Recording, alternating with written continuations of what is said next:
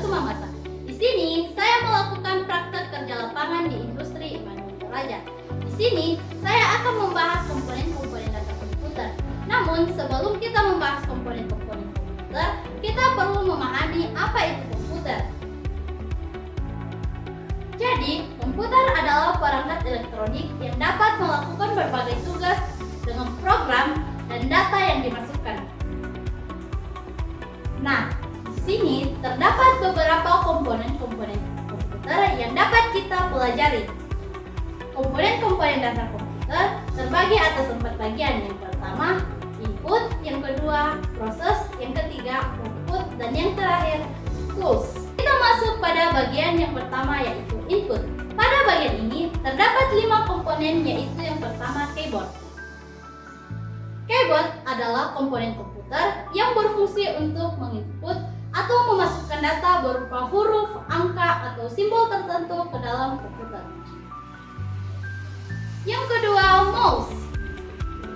Mouse adalah alat input yang berfungsi untuk menggerakkan kursor, membuat sketsa, dan lain sebagainya. Yang ketiga, power supply.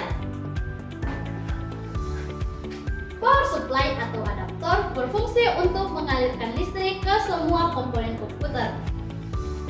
Yang keempat, CD dan DVD ROM. CD dan DVD ROM adalah sejenis perangkat keras yang berfungsi untuk membaca data dan cakram optik. Yang terakhir, modem. Modem berfungsi untuk menyambungkan komputer dengan internet. Kita masuk pada bagian yang kedua, yaitu proses. Pada bagian ini terdapat 7 komponen. Yang pertama yaitu casing. Casing berfungsi sebagai tempat penyimpanan komponen komputer seperti hard disk, power supply, mainboard, dan lain sebagainya. Yang kedua, motherboard. Motherboard atau mainboard adalah papan sirkuit utama, tempat terpasangnya hampir semua komponen komputer. Yang ketiga, CPU. CPU atau Central Processing Unit adalah komponen utama yang bertanggung jawab menjalankan perintah-perintah program. CPU ini dikenal sebagai otak atau jantung komputer. Yang keempat, hard disk. Hard disk adalah perangkat penyimpanan yang digunakan untuk menyimpan data dalam jumlah yang besar. Yang kelima, memori. Memori atau random access memory adalah jenis penyimpanan data yang sedang digunakan oleh sistem operasi komputer. Yang keenam, VGA card. VGA card berfungsi untuk menghasilkan output visual pada monitor. Yang terakhir, sound card. Sound card berfungsi untuk menghasilkan output suara pada komputer. Nah, kita masuk pada bagian yang ketiga, yaitu output. Pada bagian ini terdapat 3 komponen, yaitu yang pertama, monitor. Monitor digunakan untuk menampilkan gambar dan teks pada komputer. Yang kedua, printer. Printer berfungsi untuk mencetak gambar, dokumen, dan lain-lain dari komputer.